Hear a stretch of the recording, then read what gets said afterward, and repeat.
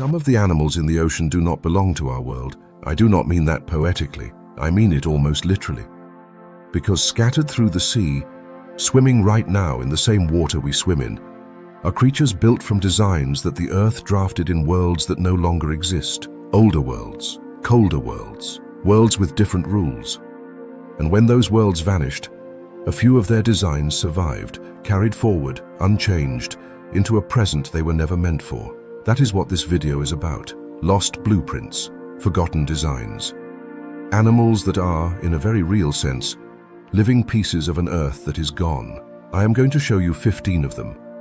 A giant built like a monster, but living like a drifting cloud, a relic of the ice ages, dragging the frozen past behind it. An animal so perfectly camouflaged it has stopped looking alive at all. A killer with no brain that has been lethal since before brains existed. A navigator following a map written into its body before human cities were ever built. And at the very end, a design from an older nightmare, waiting in the dark holes of the reef, where prey discovers too late that the cave has a mouth inside it. These animals are not relics in a museum, they are alive. And once you see them for what they really are, survivors from forgotten worlds, you cannot look at the ocean the same way again. This one means a lot to me. So if that sounds like your kind of thing, hit subscribe before we start. It is the single biggest thing that helps me keep making these, and it costs you nothing but a second. And when we are done, tell me in the comments which lost blueprint haunted you the most. I read every single one. So get comfortable. Dim the lights if you can. We are about to go looking for the designs the Earth forgot, and we are going to start with the gentlest one before it gets dark. There is a kind of animal that, when you finally see it in person, makes you feel like you have slipped into the wrong era. Not the wrong place, the wrong time. You look at it, and some old instinct in the back of your brain whispers that this thing should not be swimming next to you in the modern ocean. It belongs to a different draft of the planet, an earlier one. A version of Earth that was sketched out, used for a while, and then mostly painted over, except for a few survivors that still carry the old design around, like architecture from a city that no longer exists. That is what this whole video is about. Lost blueprints, forgotten designs, animals that are, in a very real sense, living pieces of an Earth that is gone. And I want to start with the biggest, gentlest, strangest one of them all, the whale shark. Now, I could tell you the easy thing. I could tell you it is the largest fish in the ocean, and that would be true, and you would nod, and we would both move on, and you would learn nothing. So I am not going to do that, because largest fish is the least interesting thing about this animal. The interesting thing, the thing that makes the whale shark feel like a lost blueprint, is the contradiction it carries in its body. Here is the contradiction. The whale shark is built like a monster. It has the body of a shark. The silhouette every part of your brain has been trained by a lifetime of films and instinct to read as danger. It is enormous, the size of a bus, sometimes longer. If you saw its outline coming toward you through cloudy water, every survival instinct you have would fire at once. The shape says predator. The shape says teeth. The shape says run. And then the whale shark gets close, and the design falls apart in the most beautiful way. Because this giant, this shark-shaped colossus, does not hunt the way its body promises. It does not chase. It does not tear. It does not rule the ocean through speed or bloodshed or fear. The whale shark feeds by drifting, slowly through the water with its enormous mouth open, filtering out tiny plankton and small fish, straining the smallest life in the sea through its body and letting the water pass through. The biggest fish on the planet, with the body of a monster, lives on some of the tiniest food in the ocean, gathered gently, without violence, by an animal that seems to be in no hurry at all. It is, and I mean this seriously, a creature built with the body of a monster and the appetite of a drifting cloud. And that is why it feels like a lost blueprint to me, because it does not fit the ocean we think we understand. The ocean we are taught about is a place of competition, of predators and prey, of speed and teeth, and the constant violence of survival. And here is this giant drifting through it, opting out of almost all of it, not ruling through dominance, not fighting for its place, just gently filtering the water, slow and patient and enormous and harmless, like a piece left over from a calmer, older ocean that ran on different rules, a gentler draft of the world. Look at the way it is even decorated. The whale shark's skin is covered in a pattern of pale spots and stripes, scattered across that vast dark body like stars across a night sky. And here is something lovely. That pattern is unique to each individual, the way a fingerprint is unique to a person. Every whale shark wears its own constellation. Scientists actually identify them by their spots, the same way you might recognize a face. There is something almost tender about that. The biggest fish in the ocean, individually marked, each one carrying its own private map of stars across its back. That does not feel like a weapon. That does not feel like the design of a killer. That feels like the design of something gentle, from a world that had room for gentleness and the slowness. The whale shark moves through the ocean at a pace that feels almost meditative. It is in no rush. It has no need to be. It is not chasing anything, not fleeing anything, just cruising the warm waters of the world, following the invisible blooms of plankton, drifting through the open blue at a speed you could comfortably swim alongside. People do, actually. People swim with whale sharks beside this enormous gentle giant, and the giant simply continues on its slow way, unbothered, as if the small, frantic creature next to it is barely worth noticing. There is a dignity in that slowness that I find genuinely moving. It is the unhurried calm of an animal that has nothing to prove and nothing to fear. And I want you to sit with how strange that actually is, because we are so used to it that we forget to be amazed. In an ocean built on eating and being eaten, on speed and fear and constant calculation, the whale shark just drifts. It found a way to be the largest thing in the sea without being the most dangerous. It found a way to be enormous without being a tyrant. It rules nothing and threatens no one. And it has been doing this, in roughly this form, for a very long stretch of Earth's history. It is a survivor of an older design philosophy. A blueprint that said, you do not have to be a monster to be a giant. I think that is why people who encounter whale sharks so often describe it as a spiritual experience, almost a religious one, because some part of us recognizes that we are looking at something out of place in time. A gentle giant from a draft of the ocean we never got to see. A monster's body housing the soul of a drifting cloud. It does not fit. And in not fitting, it tells us something. It tells us that the world we think we understand, the ruthless, competitive, violent ocean, is not the only world that ever was. There were other blueprints, gentler ones, and a few of them are still swimming. Here, right at the start, I want to ask you something, and I genuinely want your answer in the comments, because the comments on these videos are the best part of making them. Have you ever seen a whale shark in person? Or is it on your list? One of those things you swear you will do before you run out of time? Tell me, because I have a feeling this channel is full of people who feel the pull of these old, strange, enormous animals, and I would love to know how many of us are out there. That is the first lost blueprint. The gentle mistake.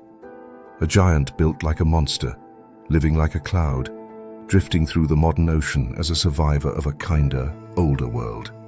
And it is only the first page of a blueprint book that gets stranger from here. Let me defend an animal that almost nobody wants to defend, because the first chapter was easy. The whale shark is gorgeous, it is gentle.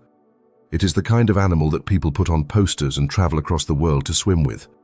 Loving the whale shark requires nothing of you, it is beautiful, and we are wired to love beautiful things. This chapter is the opposite.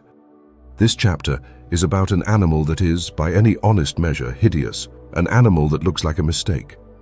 An animal that, if you saw it, you would recoil from before you admired it. And I want to make the case that this ugly, lumpy, off-putting creature is actually one of the most successful and most ancient design ideas in the entire ocean, because it represents something I find genuinely profound about how the Earth drafts its blueprints. Sometimes evolution does not care about beauty at all. Sometimes it just finds something that works, brutally, efficiently, and refuses to waste a single drop of effort, making it pretty. Meet the monkfish, I want to be fair and warn you what we are looking at, because there is no kind way to describe it. The monkfish is flat, squashed against the seafloor like something heavy fell on it. Its head is enormous, taking up most of its body, and its mouth stretches almost the entire width of that head, a gaping slot lined with rows of inward-pointing teeth. Its eyes sit up on top.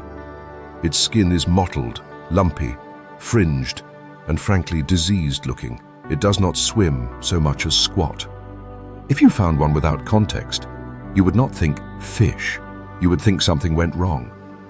You would think you were looking at evolution's rough draft, the prototype that got rejected before the good version came along. And here is the thing. That rejected prototype feeling is exactly right, and it is exactly why I love it.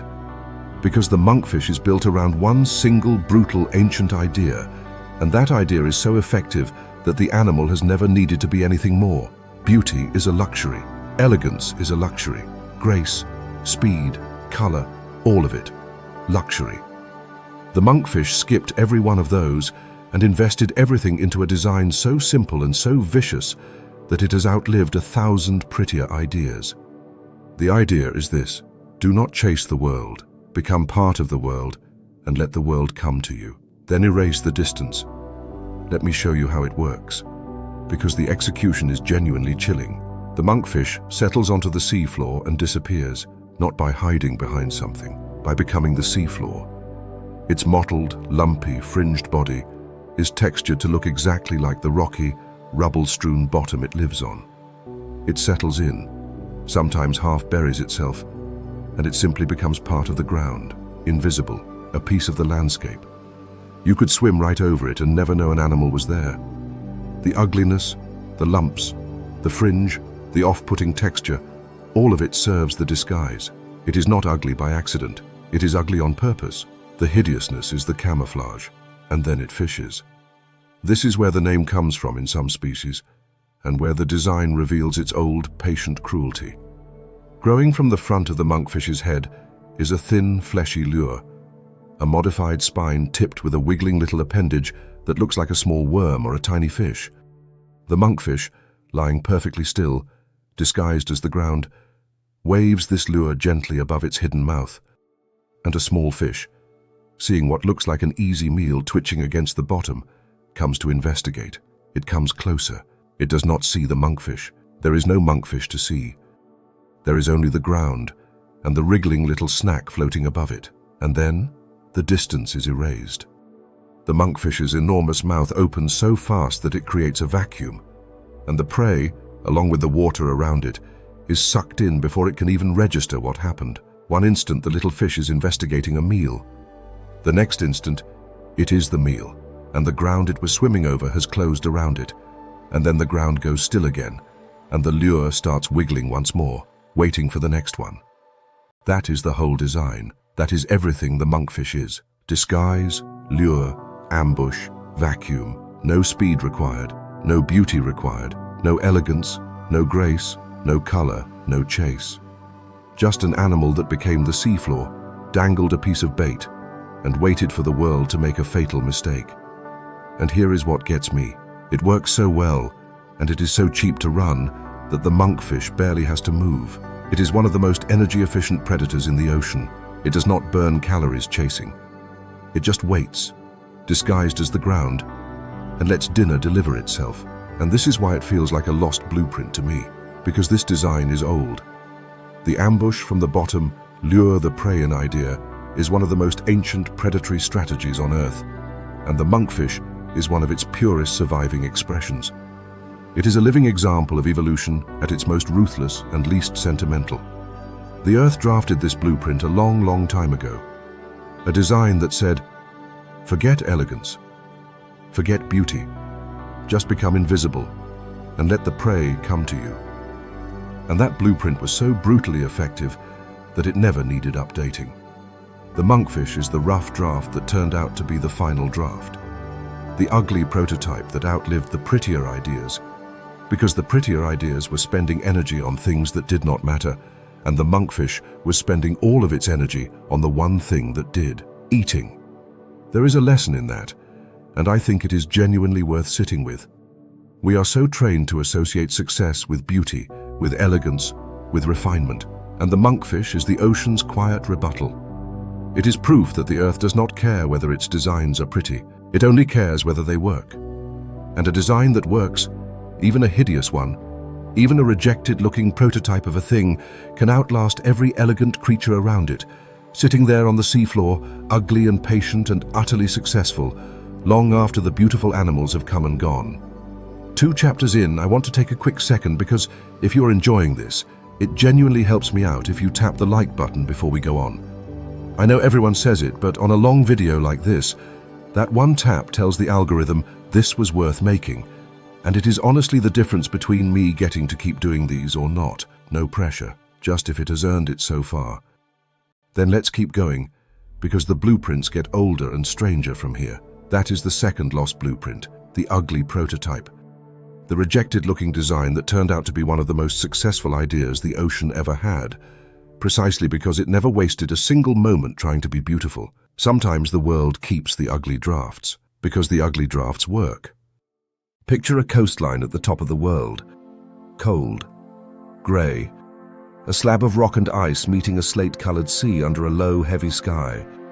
There is no warmth in this scene, no colour, none of the bright reef life we have been swimming through. This is a hard place, a place that does not forgive softness, and hauled out across that rock and ice, packed together in a heaving, steaming, grunting, bellowing pile, are some of the strangest-looking animals left on the planet.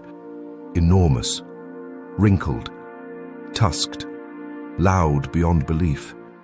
A great mass of prehistoric flesh piled on a frozen shore, roaring at each other in a language older than almost anything else alive. These are walruses. And I wanted to drop you straight into that scene, onto that cold coast, because the walrus does not belong to the warm, bright ocean we have been exploring. The walrus belongs to a colder, heavier world, an older one. When you look at a walrus, you are not looking at a modern animal that happens to live somewhere chilly. You are looking at a creature that feels designed by the ice ages themselves, a living relic of a frozen world that has been slowly disappearing for thousands of years, dragging its ancient blueprint along behind it.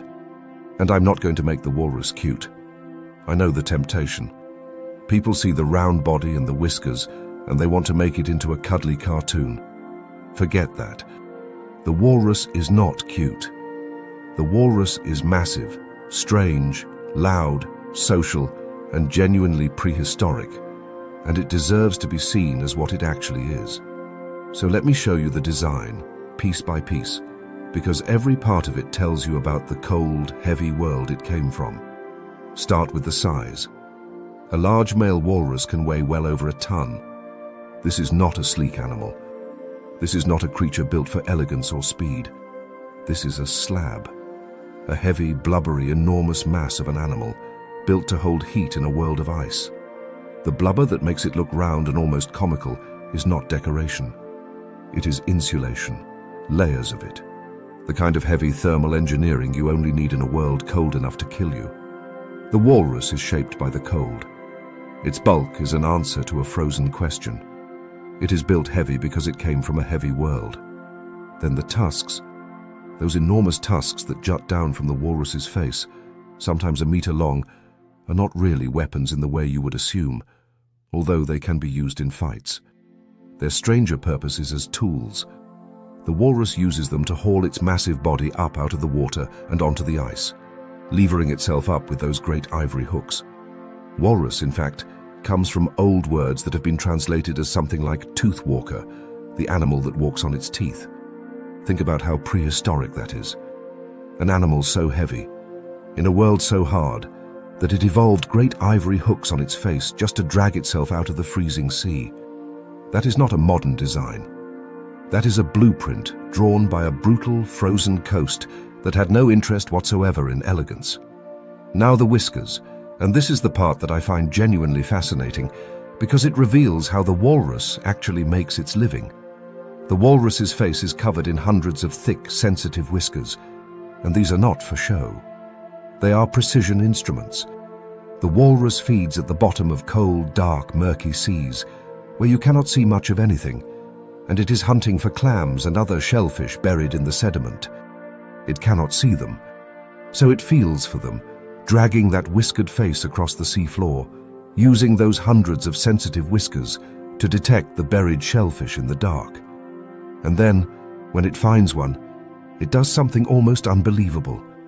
It seals its mouth against the shell and uses its powerful tongue like a piston to create suction, sucking the soft animal straight out of the shell. It is a vacuum, mounted on a 1-ton body, feeling its way across a freezing seafloor in the dark. The Ice Age Bulldozer, ploughing the bottom of a cold sea, hoovering up clams by the thousand. And then the noise and the crowds. Walruses are intensely social, and when they haul out onto the ice or the shore, they do it in enormous numbers, piling on top of each other in great heaving masses. And they are loud, astonishingly loud. They bellow, they grunt, they make deep booming and bell-like sounds, some of them produced by air sacs in their necks, a strange and ancient chorus echoing across the frozen coast. There is nothing gentle or quiet about a walrus haul-out. It is a roaring, steaming, prehistoric gathering, a sound and a sight that feels like it belongs to an earth from long before us. Stand near one and close your eyes, and you could believe you had traveled back tens of thousands of years. And here is the part that makes the walrus a true lost blueprint, and gives its story a quiet weight. The walrus depends on the ice. The sea ice is where it rests, where it gives birth, where it hauls out between feeding dives, a floating platform over the rich feeding grounds below. The walrus's entire way of life is built around a frozen world, and that frozen world is melting. The ice the walrus depends on is retreating year by year, and the animals are increasingly forced to crowd onto land in dangerous, enormous numbers, far from their feeding grounds. The relic of the Ice Ages is watching its world, the cold, heavy world that designed it, disappear out from under it. The blueprint was drawn for an Earth that is fading, and the walrus is still carrying it, still dragging the past behind it, into a future that is getting warmer than its ancient design was ever meant to handle. There is something genuinely poignant in that, and I do not want to rush past it. The walrus is a survivor of a colder world, perfectly built for ice and cold, and the hard, frozen coasts of the far north. And it is living through the slow vanishing of exactly the world it was made for. It is a living relic, and the conditions that made it are slipping away. That is the strange weight a walrus carries. It is not just old. It is old and increasingly out of place, an Ice Age design in a warming world. Before we move on, I am genuinely curious about something, so tell me in the comments. When you look at a walrus, what does it remind you of? Because for me, it does not look like a modern animal at all. It looks like something that should be standing next to a mammoth. It looks like it walked straight out of the Ice Age and into the present, which in a sense is exactly what it did. I want to know if you feel that too, that sense of looking at something that belongs to an older, colder Earth. That is the third lost blueprint, the Ice Age Bulldozer, a massive, tusked, whiskered relic of a frozen world, feeling its way across the dark sea floor, roaring on the ice, dragging an ancient design into a warming present that was never part of the plan. A blueprint from the cold still holding on, even as the cold lets go. I want to talk about a feeling first, before I talk about the animal, because the feeling is the whole point of this chapter. There is a specific kind of unease that almost every human being shares. Show a person a snake, and something deep and old in the brain reacts before the thinking part even catches up. It is one of the most ancient fears we have, older than language, older than us, a primal wariness of the long, legless, gliding shape that our ancestors learned to fear over millions of years on land. The serpent is, in a very real sense, one of humanity's oldest nightmares, written into us so deeply that babies will react to it before they have ever been taught what it is. Now take that ancient land-based fear, that serpent shape, and put it where it has no business being. Put it in the blue water of the open ocean. Watch it glide, sinuous and silent, through a world of fish and coral and light, and feel what happens in your gut. That wrongness, That prickle of unease at seeing a serpent moving through the sea is what this chapter is about. Because the sea snake is one of the strangest lost blueprints in the entire ocean. Not because it is some ancient design. The opposite. The sea snake is a land animal's blueprint, dragged into the water, an old terrestrial design forced into a place it was never drawn for. And the result is an animal that, on some deep level, just feels like it should not exist where it does. Let me explain what I mean, because the evolutionary story here is genuinely strange. Snakes are land animals, or at least they were. The whole snake design, the long body, the lack of limbs, the lungs, the way they move, all of it was drafted on land, refined over millions of years for a life of crawling through the terrestrial world. The snake is a fully committed land blueprint. And then, at some point, certain snakes did something that should not have worked. They went back into the sea. They took that finished, polished, land-evolved body and carried it into the water, and they made it work. Even though almost nothing about a snake's original design was meant for an aquatic life. And you can still see the seams. You can still see where the land blueprint is straining against its new home, and that is what makes the sea snake so fascinating and so unsettling at the same time. Start with the breathing. The sea snake has lungs, real lungs, the inheritance of its land ancestry. It cannot breathe water. It is a fully aquatic animal that, no matter how perfectly it glides through the sea, must still rise to the surface to breathe air, just like its land-crawling cousins. Think about how strange that is. A creature that spends its life in the ocean, hunting underwater, perfectly at home in the blue, and yet still tethered to the surface by a pair of lungs it inherited from a world of dry land. It carries the breathing apparatus of a land animal into a water world. Many sea snakes have become remarkably good at holding their breath. Some can extract a little oxygen through their skin, but the fundamental design remains. The lungs are a relic, a signature of where the blueprint came from. Then the body itself, where the land design was modified for water. The sea snake's tail has flattened sideways into a paddle, a vertical oar that lets it swim with the same side-to-side motion a land snake uses to crawl. It is the same movement, the same muscular S-curve that a snake makes through grass, simply repurposed to push against water instead of ground. Watch a sea snake swim, and you are watching a land animal's movement, that ancient slithering motion working in a new medium. The blueprint did not get redrawn. It got adapted, tweaked. The old land design, bent just enough to function in the sea, with the original shape still showing through. And then the venom, which is the part that connects the sea snake back to that ancient fear. Many sea snakes are venomous, and some carry venom that is extraordinarily potent, among the most powerful of any snake on Earth. This is the predatory inheritance of their land ancestry, the venom delivery system carried into the water and used to hunt fish and eels in the reefs and shallows. So the sea snake is not just a land shape moved to water. It is a land predator's full toolkit, the serpent's ancient weaponry deployed in the blue. The old nightmare did not just move to the sea, it brought its fangs. Now, I want to be fair and honest here, because the unease the sea snake provokes is mostly out of proportion to the actual danger. Sea snakes are, for the most part, not aggressive toward people. They are often curious, even gentle in their behavior. And many of them have small mouths and a reluctance to bite unless seriously provoked. The fear they trigger in us is far larger than the threat they actually pose. And that is precisely what makes them so psychologically interesting. The unease is not really about the danger. The unease is about the wrongness. It is about seeing the old land fear shape, the serpent, gliding through a place where our instincts never expected to meet it. The discomfort comes from the blueprint being in the wrong world. And that, to me, is what makes the sea snake a genuine lost blueprint, just in reverse. Most of the animals in this video are ancient designs carried forward in time. The sea snake is a land design carried sideways, out of its native element entirely, into a world it was never drafted for. It is evolution doing something almost mischievous, taking one of our oldest fears, the serpent, and moving it somewhere it has no right to be, just to prove that the old land blueprint could be made to swim if the pressure was right.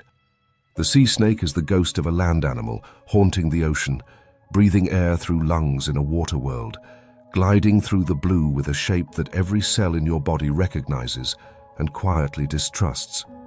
I find that genuinely fascinating, that an animal can be so well adapted to its life and still trigger such a deep, instinctive unease simply because of the shape it inherited.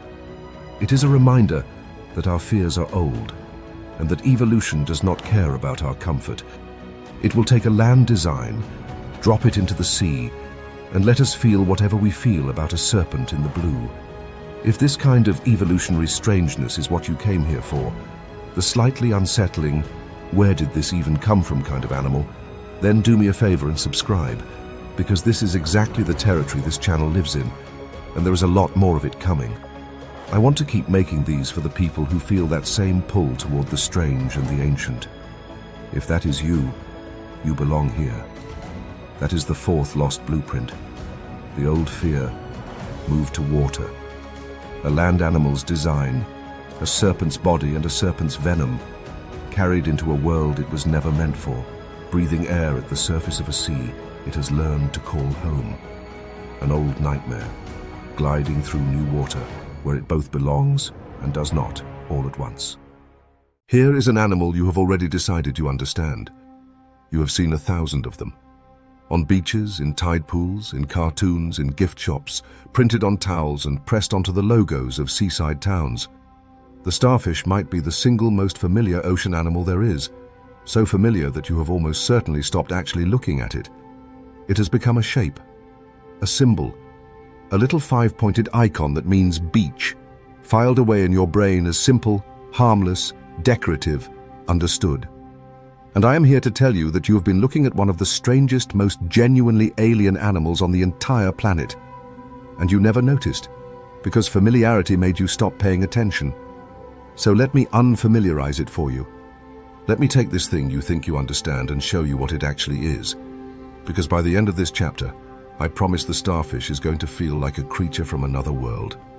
Let me start with the most basic thing. The thing that is so obvious you have never once thought about how weird it is. The shape. The starfish is built on a radial body plan. It has no left and no right, no front and no back, no head. It is arranged around a center, like spokes around a hub, with its parts repeating outward in a circle. Take a second and realize how alien that actually is. You are bilateral. You have a front, a back, a left, a right, a head that leads and a tail that follows. So is the fish, the snake, the whale, the crab, almost every animal you can easily picture. We live in a world of animals with a direction, a forward, a face. And the starfish has none of that. It has no face. It does not lead with anything. It can move in any direction without turning, because it has no turning to do. It is built on an architecture so different from ours that we genuinely struggle to imagine what it would be like to experience the world that way. No front, no face, just a center and arms reaching out in a circle. That, right there, is a lost blueprint. The radial body plan is an ancient design, one of the old experiments in how to build an animal, and the starfish and its relatives are among the last great expressions of it. While the rest of the animal kingdom went one way, committing to heads and tails and faces and forward motion, this old radial design persisted, crawling across the seafloor, keeping alive a way of being an animal that the rest of the world mostly abandoned. Now let me show you how it moves, because this is where it goes from alien to genuinely unsettling in the best way. The starfish does not have muscles powering legs the way you would expect. Underneath each arm are hundreds, sometimes thousands, of tiny tube feet. And those tube feet are not run by muscle in the normal sense. They are run by water. The starfish has an internal hydraulic system, a network of water-filled canals, and it moves seawater around inside its own body to extend and contract those hundreds of tiny feet, gripping and releasing the ground in coordinated waves. Read that again. The starfish walks by pumping water through itself. It is a creature that moves by hydraulics, a living machine running on seawater plumbing, crawling slowly across the bottom on 1,000 water-powered feet. There is nothing else quite like it in the world you are familiar with. It is closer to a machine than to anything you would normally call an animal, and it is slow. Painfully, almost meditatively slow. But here is the thing I want you to understand about the starfish's slowness, because it is not weakness. It is strategy. The starfish does not need speed, because it hunts things that cannot run. Many starfish eat shellfish, clams and mussels, animals sealed inside hard shells, anchored in place. And the starfish has all the time in the world. It climbs onto a clam, grips both halves of the shell with its 1,000 water-powered feet, and begins to pull, slowly, relentlessly. The clam holds its shell shut with muscle, and the starfish simply outweights it, applying steady, patient, hydraulic force, for minutes, for hours if it has to, until the clam's muscle tires and the shell gapes open just the tiniest crack. And now, I get to tell you the single most alien thing the starfish does, and this is the fact I want you to carry out of this chapter, because almost nobody knows it. When that shell cracks open, even by a sliver, the starfish does not pull the clam out. It cannot. Instead, many starfish push their own stomach out through their mouth, extruding the stomach out of their body and sliding it through that tiny gap in the shell.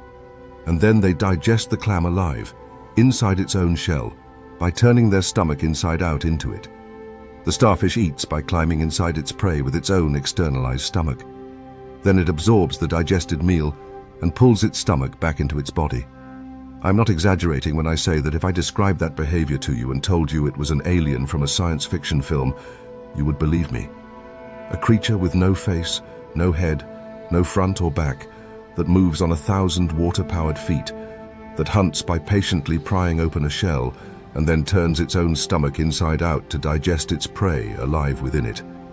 And it has been doing this on this exact blueprint, on beaches and reefs all over the world, for an immense stretch of Earth's history, right under our noses, while we filed it away as a cute little beach decoration. And I have not even mentioned the regeneration. Cut off a starfish's arm and it grows back. In some species, that severed arm can grow an entirely new starfish, a whole new animal from a single limb. The blueprint is so robust, so uncentralized, that the animal barely has a single critical point of failure. You cannot easily kill it by removing a part, because it does not depend on parts the way you do. It is distributed, radial, regenerating, and almost eerily hard to truly destroy. So the next time you see a starfish, on a beach, in a tide pool, printed on some seaside gift shop towel, I want a different reaction from you. Not, oh, a cute little star. I want you to remember what it actually is. One of the oldest, strangest, most genuinely alien body plans on the planet, hiding in plain sight.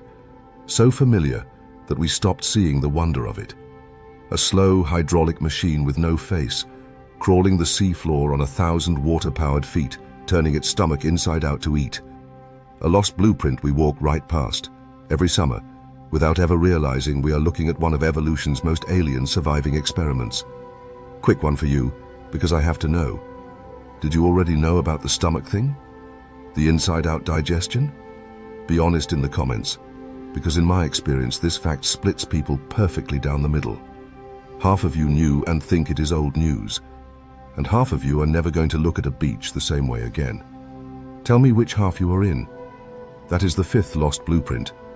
The alien hiding on the beach. The radial machine we mistook for a decoration, running on water, eating with its stomach turned inside out, keeping an ancient and almost extraterrestrial design alive right at the edge of the sea where we play. The strangest animal you thought you already knew. Let me put a problem in front of you, the way an engineer or an accountant would, because the blue whale is, before it is anything else, a problem that should not balance out. You want to build the largest animal that has ever existed in the entire history of life on Earth, bigger than any dinosaur. A body so enormous that its heart is the size of a small car. Its tongue weighs as much as an elephant. and a human being could, in theory, swim through its largest blood vessels. This is the most massive creature the planet has ever produced. Now, here is the problem. What are you going to feed it? Common sense says a body that big needs huge prey. The biggest animal should be the biggest hunter, taking down large prey to fuel that colossal frame. That is how our intuition works. Big body, big meals. The largest animal ever should sit at the absolute top of the food chain, hunting other enormous things. And the blue whale's answer to that problem is so backwards, so counterintuitive, that it genuinely sounds like a mistake. The largest animal in the history of the world feeds on some of the smallest animals in the sea, krill. Tiny shrimp-like creatures, each one about the size of your finger or smaller. The most massive body ever built, powered by harvesting clouds of nearly microscopic prey. That is the paradox, and it is one of the most extraordinary design contradictions in all of nature. Earth made the biggest body in history, and then powered it with some of the smallest animals in the sea. I want to spend this whole chapter on that paradox, because the more you understand how it works, the more impossible it seems that it works at all. And it tells you something profound about what kind of blueprint the blue whale actually is. Here is the central problem with the krill strategy. Krill are tiny.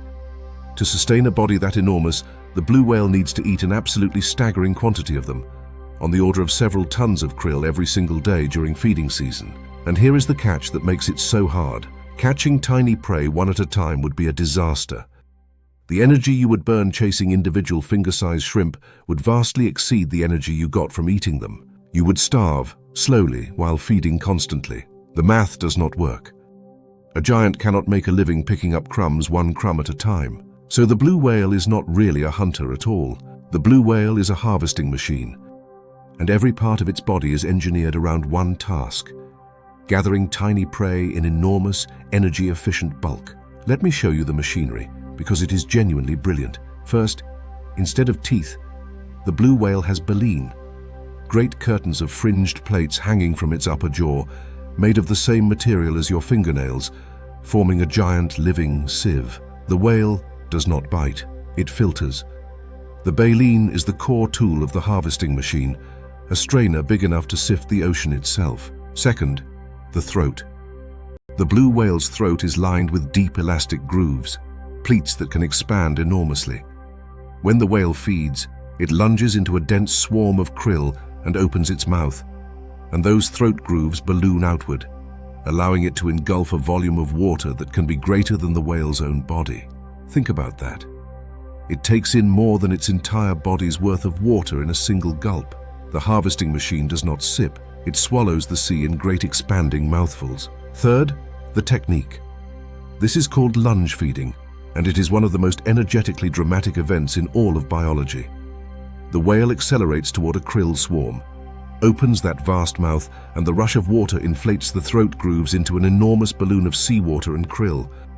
Then it closes its mouth and uses its tongue and muscles to push all that water back out through the baleen, which strains the krill and traps them inside while the water escapes. One lunge. Thousands upon thousands of krill captured in a single gulp. That is how you solve the impossible math, not by chasing crumbs one at a time, but by engulfing entire clouds of them at once, harvesting the swarm in bulk. But here is the part that makes the paradox even more delicate and even more impressive. Each one of those lunges is incredibly expensive. Opening that mouth, inflating that throat against the drag of the water, it is like deploying a giant parachute underwater. It costs an enormous amount of energy. So the whole strategy only works if the whale lunges into krill swarms that are dense enough to make each expensive gulp worth it. The blue whale is constantly running an energy calculation, whether it knows it or not. It must find swarms thick enough that the krill it gains outweighs the tremendous energy each lunge costs. The entire existence of the largest animal ever depends on this razor-thin energy balance, on timing its feeding to the densest blooms of the tiniest prey, in the richest waters, at the right time of year. The impossible math only balances when everything lines up just right, and this is why the blue whale is a true lost blueprint, and a particularly fragile one.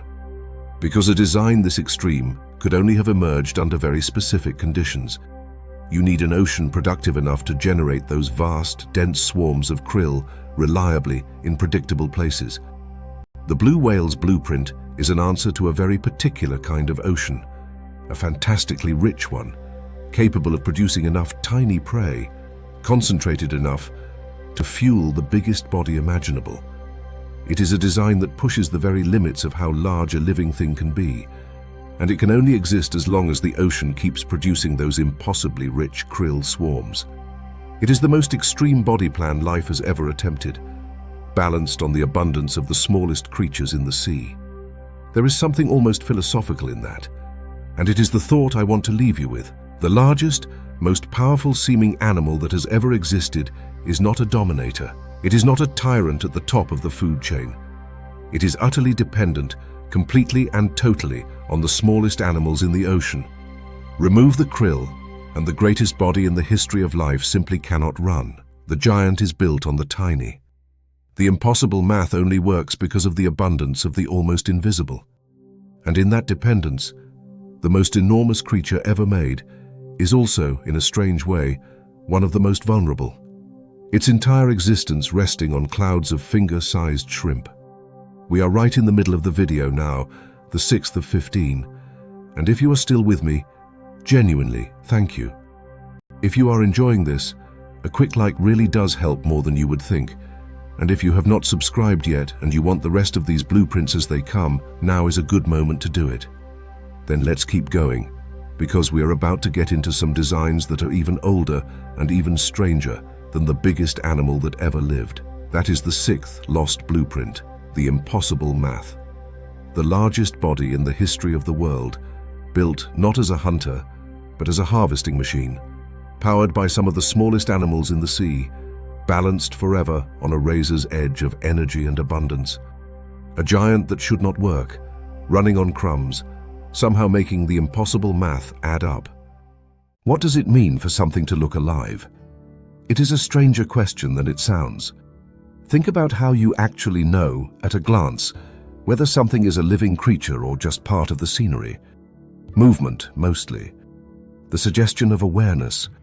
Eyes that track. A body that holds itself with the particular tension of a thing that can act, that wants things, that might respond. We read aliveness instantly, without thinking, in the way a thing occupies space. And we read its absence just as fast. A rock is a rock. We dismiss it before we have even finished seeing it. Now imagine an animal whose entire survival depends on defeating that instinct. An animal whose greatest evolutionary achievement is to stop looking alive. To collapse the signals of life so completely that every creature around it, predator and prey alike, simply reads it as landscape and moves on. Not an animal that hides behind a rock. An animal that has become, for all practical purposes, indistinguishable from a rock. An animal that has, in a sense, given up the appearance of being a creature at all. That is the stonefish. And I want to talk about it not as a venomous animal, though it is famously, terribly venomous, but as something stranger and more philosophical than that. The stonefish is a lost blueprint built around one of the oldest and most unsettling survival ideas in nature. Stop looking alive, become the landscape, and then punish anything that misunderstands the landscape. Let me describe the disguise because it goes far beyond ordinary camouflage. Most camouflaged animals try to blend in while still being recognizably animals. A flounder is a flat fish the color of sand, but it is still clearly a fish. The stonefish does something more total. Its body is lumpy, warty, encrusted, irregular, textured to look exactly like a chunk of algae-covered rock or coral rubble. And it completes the illusion behaviorally. It settles onto the seafloor, sometimes works itself partly into the sediment, and then it does the most important thing of all. Nothing. It does absolutely nothing. It holds completely still, for hours, sometimes far longer, not twitching, not drifting, not betraying a single sign of life. Algae and small organisms can actually begin to grow on its skin, because it stays still long enough for the world to start treating it as furniture.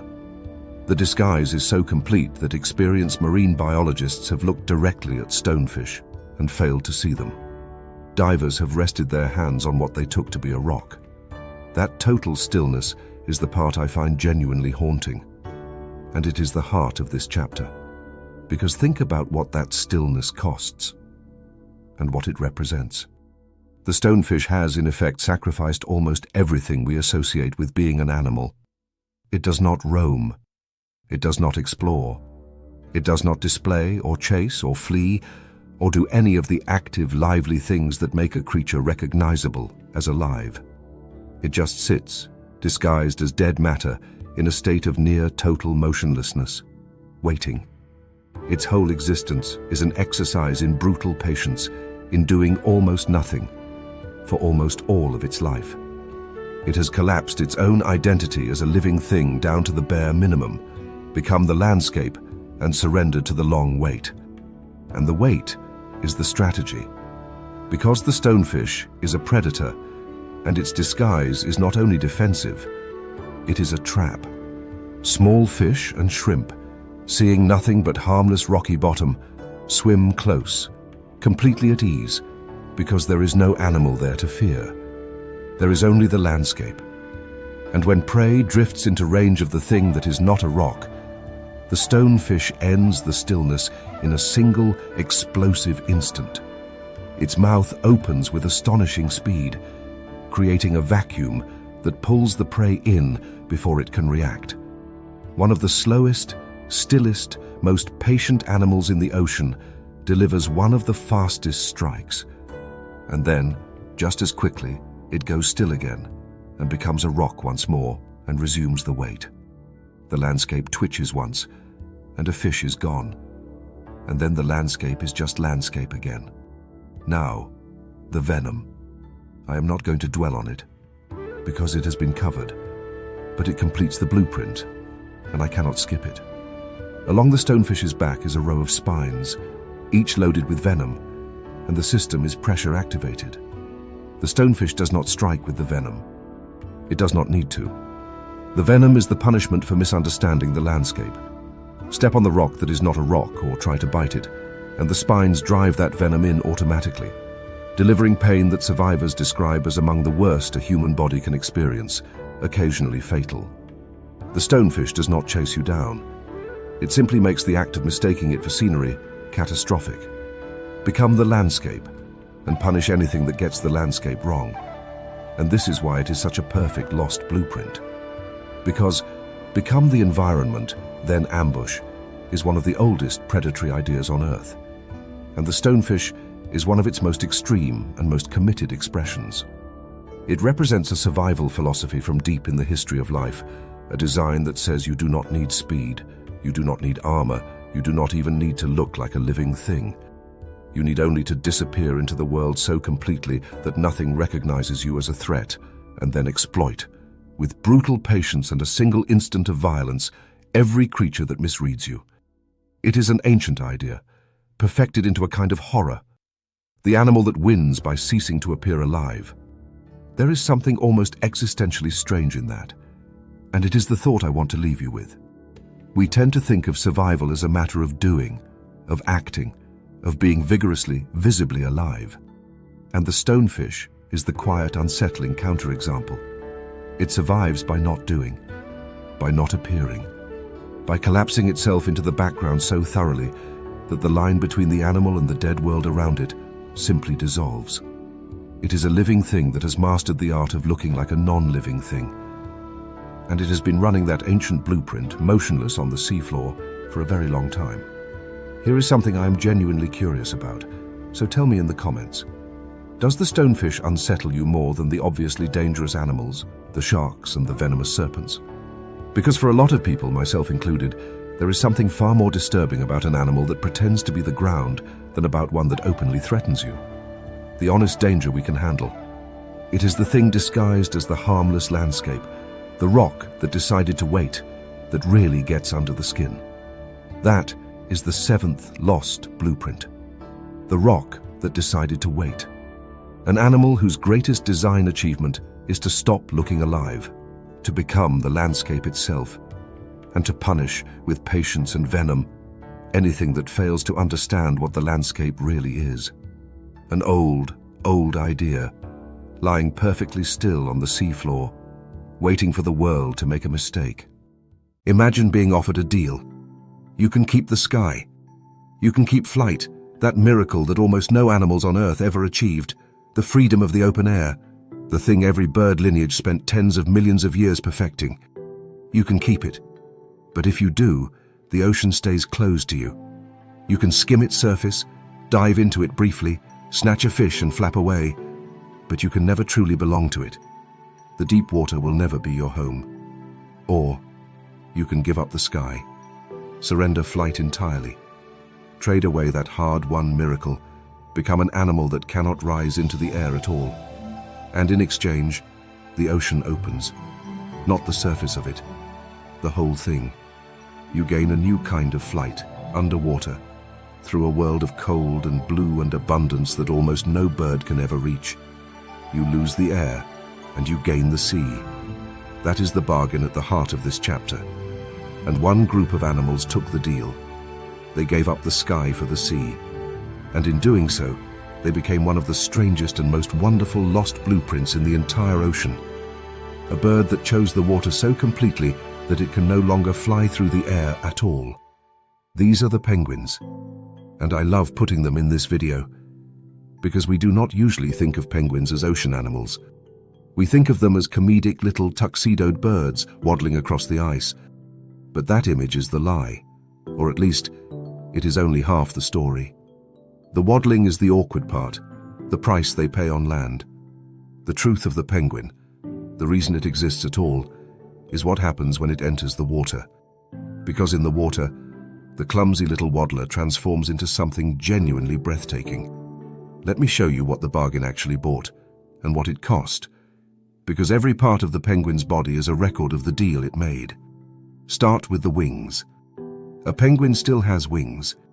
It inherited them from flying ancestors, because penguins did descend from birds that flew. But those wings have been completely rebuilt. They are no longer for the air. They have become flippers, dense, stiff, powerful paddles, and the penguin uses them to do something extraordinary. It flies underwater. Watch a penguin swim, really watch it, and you will see that it is not paddling or kicking the way other swimming animals do. It is flapping. It beats its flipper wings exactly the way a bird beats its wings in flight, generating lift and thrust through the water the same way a flying bird does through the air. The penguin did not lose flight. It moved flight underwater. It flies through the sea with the same motion its ancestors used to fly through the sky. The blueprint for flight was not thrown away. It was carried into the water and made to work there. And the penguin is astonishingly good at it. Underwater, these birds are fast, agile, powerful, capable of sharp turns and rapid bursts and deep dives, hunting fish and krill with a precision and grace that the waddling land version gives no hint of. The animal that looks so absurd on the ice becomes a master of its element the instant it enters the water. The bargain paid off magnificently. The sea really did open, but the deal had a price, and you can read it all over the penguin's body. Take the bones. Most birds have light, hollow, air-filled bones, because weight is the enemy of flight in the air. You cannot afford to be heavy when you are trying to lift yourself into the sky. But the penguin gave up the sky, and so it gave up that rule too. Penguin bones are dense and solid, heavy compared to a flying bird's. And that density, which would be a catastrophe for an aerial bird, is an advantage underwater, because it helps the penguin overcome its natural buoyancy and dive deep instead of bobbing helplessly at the surface. The very heaviness that makes flight impossible is what makes deep diving possible. The penguin traded the lightness of the sky for the density of the deep. You can see the entire bargain written in its skeleton. And the body shape streamlined into a smooth torpedo, perfect for slipping through water, useless for catching air. And the dense packed feathers, no longer arranged for flight, but transformed into one of the most effective waterproof insulating coats in nature, armor against the brutal cold of the waters penguins so often live in. And the social behavior, the great huddled colonies, the group survival strategies for surviving cold and raising young in some of the harshest conditions on the planet. Every part of the penguin is the working out of the deal it made. It committed fully and forever to the sea, and it rebuilt itself top to bottom around that commitment.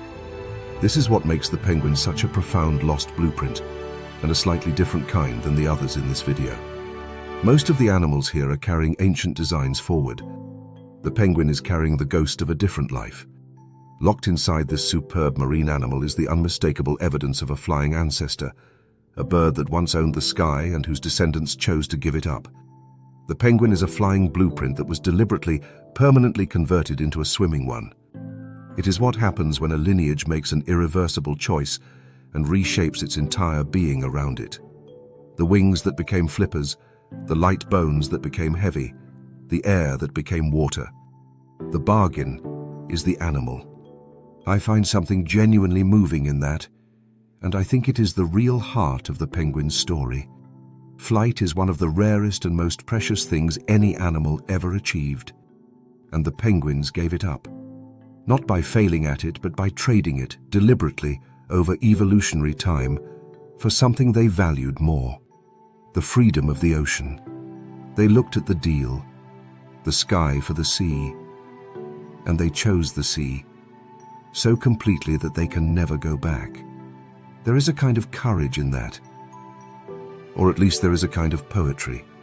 An animal that surrendered the air to gain the deep and has never once regretted it, because it cannot imagine the sky it never knew. If you are enjoying this little tour through evolution's strangest decisions, do me a quick favor and hit that subscribe button, because chapters like this one, the unexpected animals, the ones that break the pattern, are exactly the kind of thing I love digging into, and subscribing tells me to keep finding them. And if a particular chapter has surprised you so far, drop the animal in the comments. I want to know which of these blueprints you did not see coming. That is the 8th lost blueprint. The bargain. A bird that gave up the sky, rebuilt itself entirely around the water, and learned to fly all over again, beneath the waves, in a world its flying ancestors could never reach. The sky was sacrificed, but oh, what the ocean gave back. Here is a riddle about survival. Suppose you decide to protect yourself with armor. Hard, jointed, full-body armor, a suit of plates covering every part of you so that almost nothing can bite you, crush you, or break through. It is a brilliant defense. You become a walking fortress. But the armor has one terrible flaw, a flaw built into the very idea of it. The armor cannot grow. It is rigid. It is fixed. And you, the living thing inside it, are still growing. So what happens when the body outgrows the fortress? What happens when the very thing keeping you alive becomes a cage you can no longer fit inside? That riddle is the entire life story of one of the ocean's oldest and most mechanical-looking designs. An animal that solved the problem of defense so thoroughly that it created a brand new problem, one it has to face, terrifyingly, again and again, for its entire life. An animal whose armor is both its protection and its prison. This is the lobster. And the lobster is a lost blueprint in the most literal mechanical sense. Because while the mammals and the fish in this video run on flesh and bone and the soft engineering of the inside-out skeleton, the lobster belongs to a far older and stranger design tradition. The exoskeleton. The skeleton on the outside. Armor as body. It is one of evolution's most ancient architectural ideas, a blueprint drafted in the deep past, and the lobster is one of its most successful and most heavily armored survivors, a piece of living machinery clanking around the bottom streets of the ocean in a suit of jointed plate. Let me show you the design first, because it really does look more like a machine than an animal. The lobster is encased in a hard external shell, divided into rigid plates connected by flexible joints, exactly like a suit of medieval armor. Every leg, every segment of the body, every part of that long tail is a series of articulated armored sections, hinged so the animal can move while staying protected. It looks engineered. It looks assembled. It looks like something built in a workshop rather than grown, and in a sense, that ancient exoskeletal blueprint is a kind of biological engineering, a way of building an animal that is fundamentally different from our own. And then there are the tools mounted on this machine. Up front, depending on the type of lobster, you get one of two ancient solutions. The clawed lobsters carry heavy crushing and cutting claws, formidable weapons and tools both. The spiny lobsters skipped the big claws and went instead for long, whip-like spiny antennae and a heavily armored, thorny body, defense through sheer prickly unpleasantness.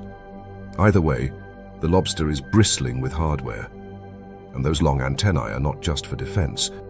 They are sensory equipment, letting the lobster feel its way through the dark, because the lobster is largely a creature of the night and the shadows.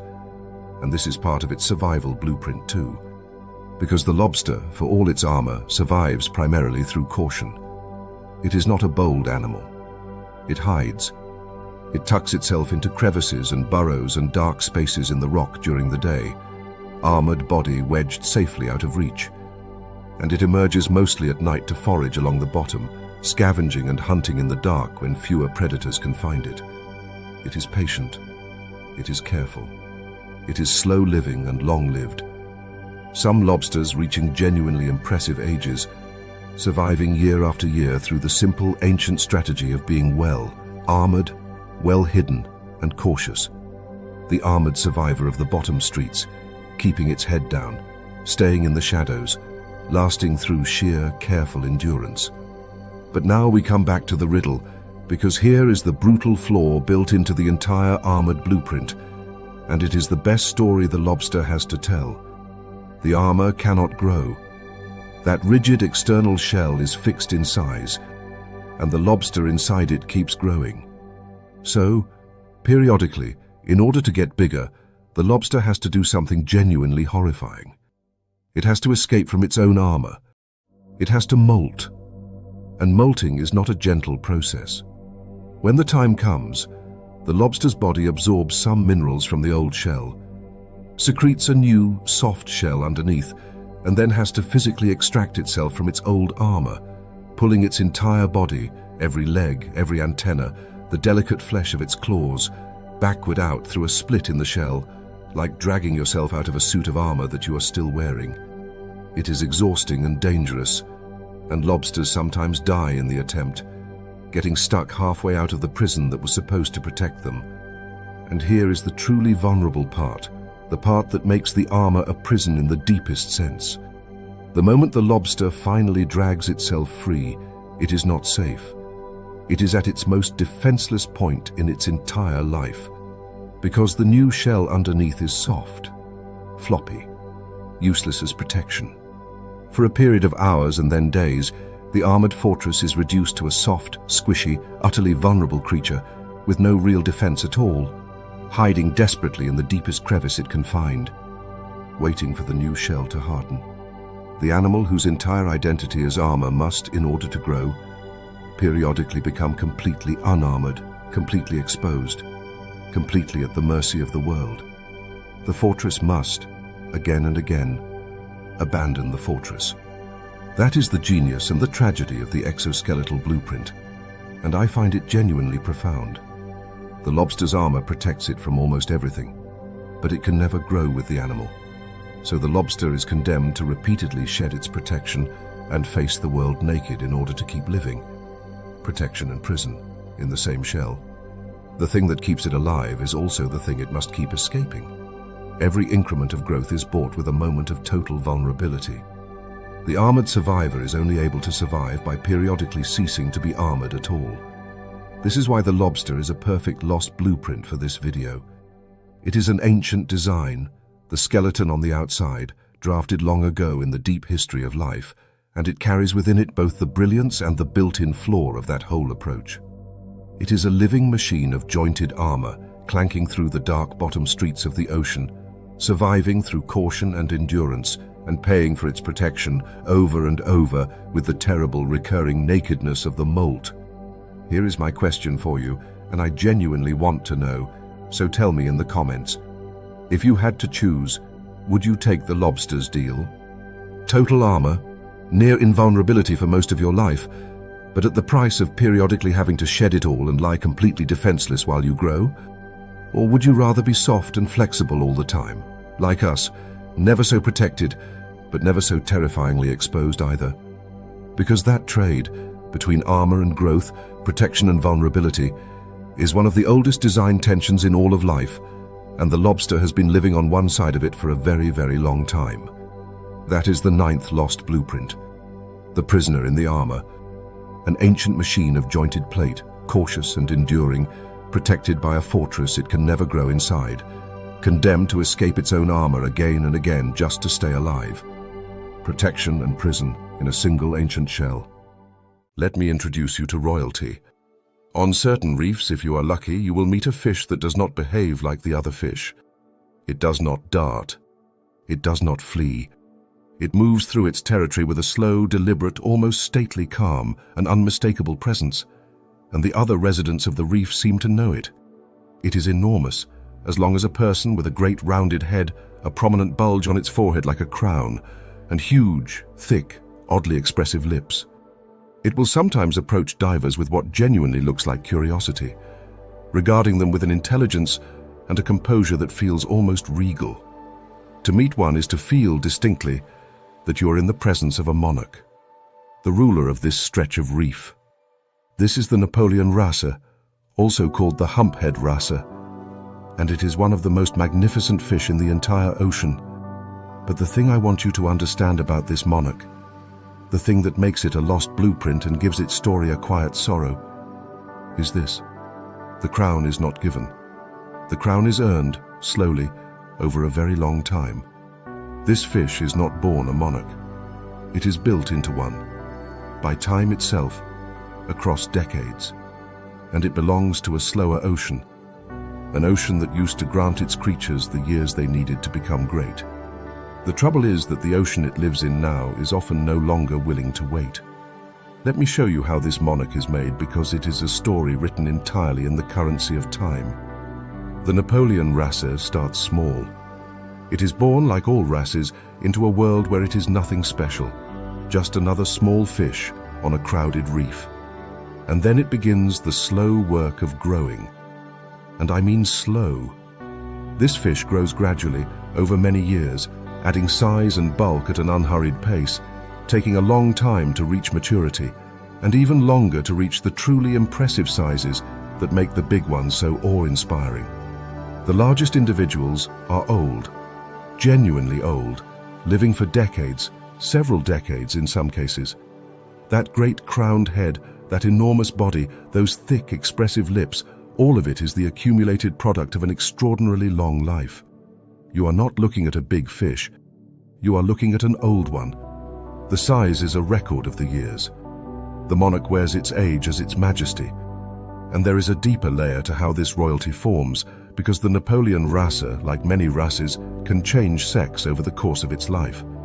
Individuals can begin life as females, and as they grow older and larger, some transform into males, and the biggest, most dominant individuals, the great crowned monarchs of the reef, are often these large, transformed, dominant males.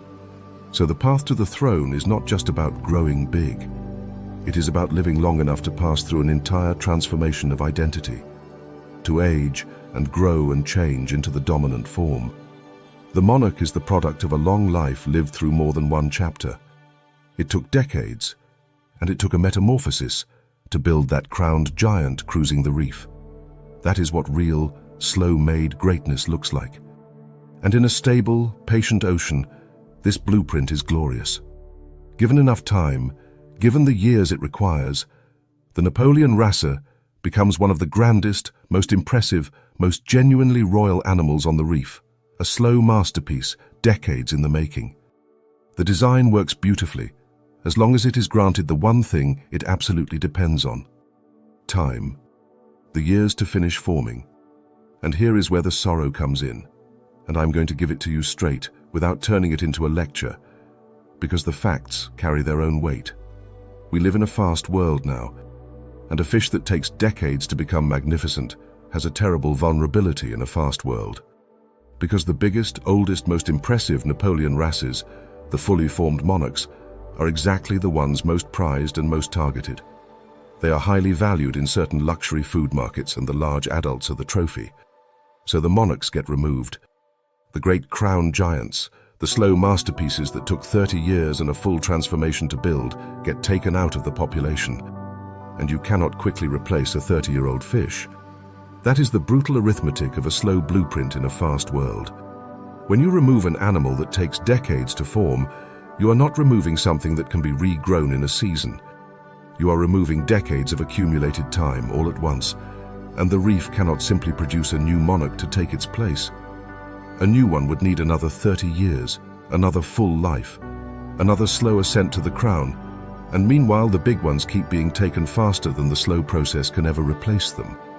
The result is that these magnificent fish have become increasingly rare across much of their range, the monarchs vanishing from reef after reef, the slow greatness interrupted before it can finish forming.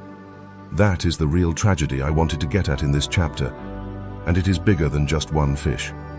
The Napoleon wrasser represents an entire category of lost blueprint, the designs that depend on time, the slow growers, the long livers, the animals whose whole strategy is to become great gradually, over many years, in an ocean that used to be patient enough to allow it. These designs were drafted for a slower world, a world where an animal could count on having the decades it needed to finish becoming itself. And our world is no longer reliably granting those decades. We are interrupting the slow blueprints. We are removing the monarchs before they can be replaced, taking the masterpieces faster than time can rebuild them. There is something genuinely poignant in the idea of a creature that can only achieve greatness slowly, living in a world that has lost its patience for slow things. The Napoleon wrasser is not failing. Its blueprint is not flawed. It is a superb design, capable of producing one of the reef's true wonders.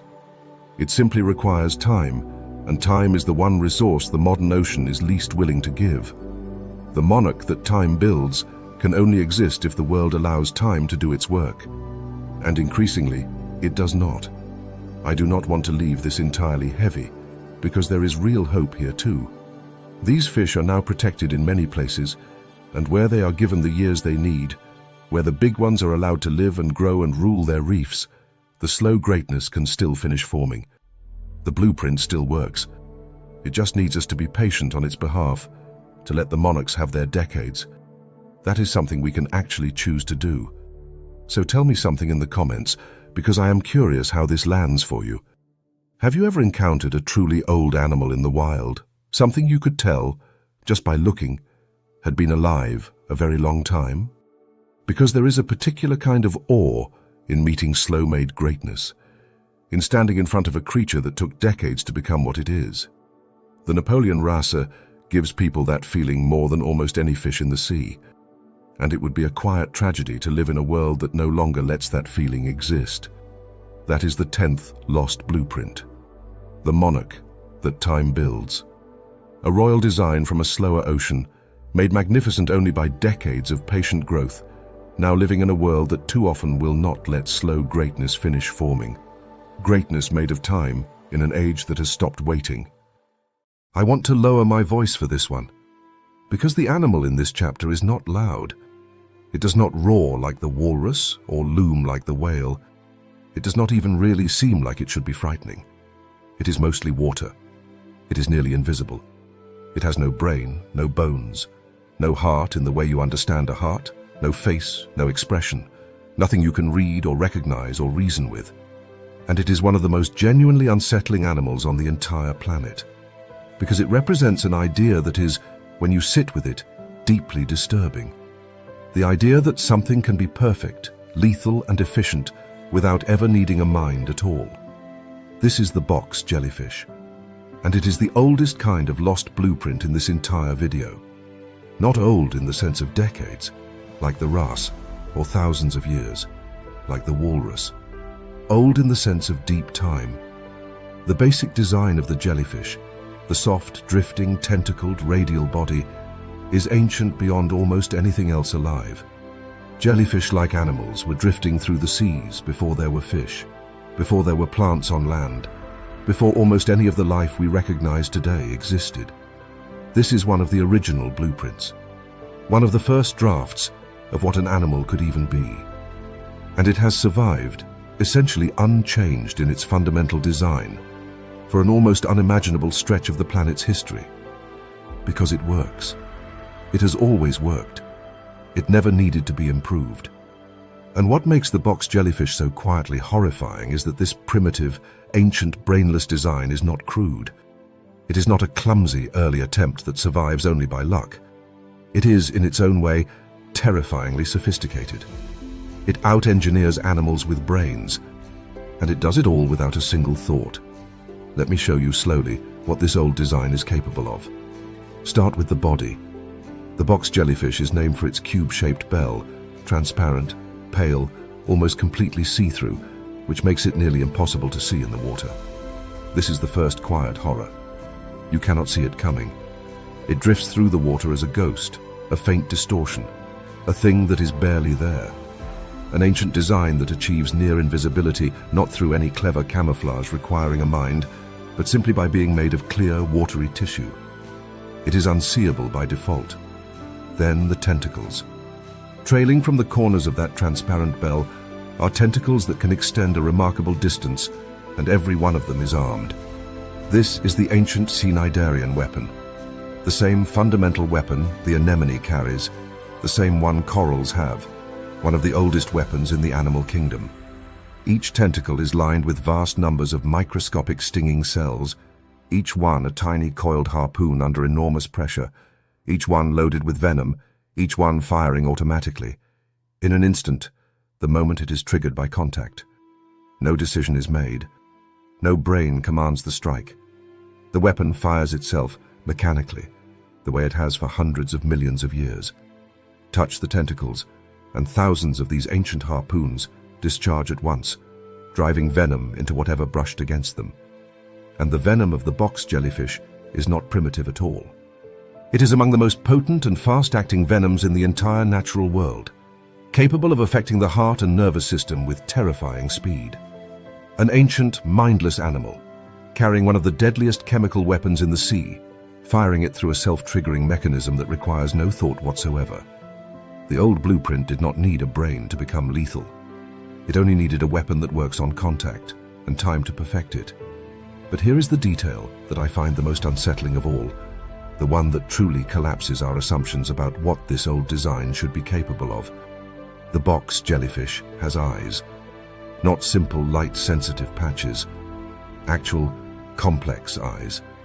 Clusters of them arranged around its bell, including some with lenses and structures genuinely comparable in sophistication to the eyes of far more advanced animals.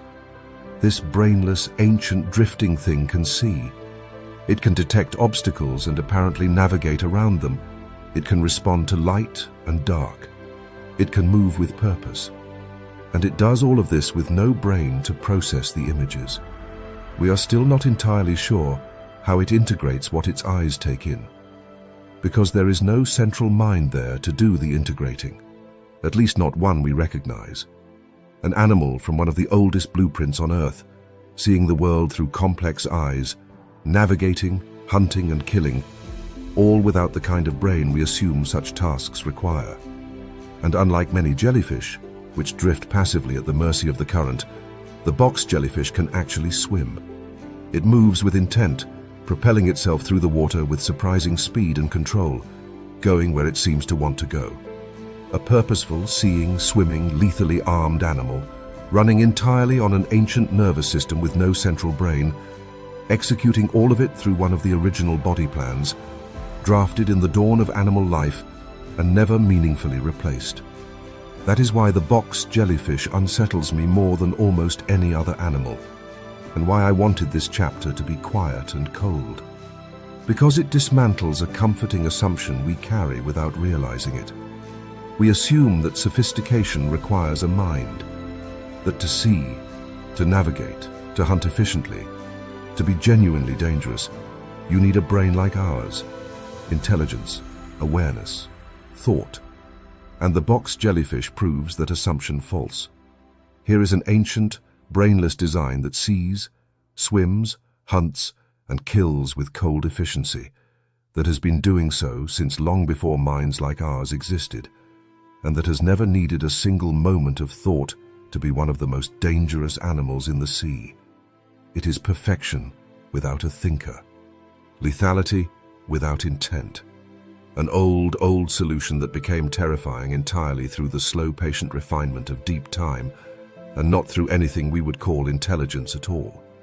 There is something genuinely eerie in standing before a design that old and that effective, and realizing it does not need to think to defeat us. It just drifts, transparent and seeing and armed, running an ancient program, killing without malice and without mind, the way it has since before our kind of life was even an idea. I will keep the question quiet too, to match the chapter.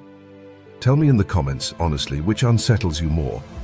An animal that is dangerous because it is intelligent, like ourselves, or an animal that is dangerous with no mind at all, just an ancient mechanism running perfectly in the dark? Because for me, it is the second one, every time. There is something about mindless, ancient efficiency that reaches a deeper and colder place than any clever predator ever could. That is the 11th lost blueprint. The perfect thing with no mind. One of the oldest designs on Earth, transparent and seeing and lethal, carrying a deadly weapon it fires without thought, proof that the planet learned to build terror long before it ever learned to build a brain. An old solution, drifting in the dark, perfect and mindless, and still, after all this time, one of the things we fear most. There is an old story, and it is true, that sailors used to mistake these animals for mermaids. Think about what that actually means. Men who had been at sea for months, scanning the water, exhausted and lonely, would catch sight of a large, gentle creature rising near the surface in the shallows. They would see it hold its young against its body to nurse, the way a mother holds a child. They would see the broad tail, the rounded form, the slow, graceful movement, the strangely human-seeming tenderness of it, and their tired minds, half believing, would turn it into something out of legend. A siren, a mermaid, a half-human creature of the sea.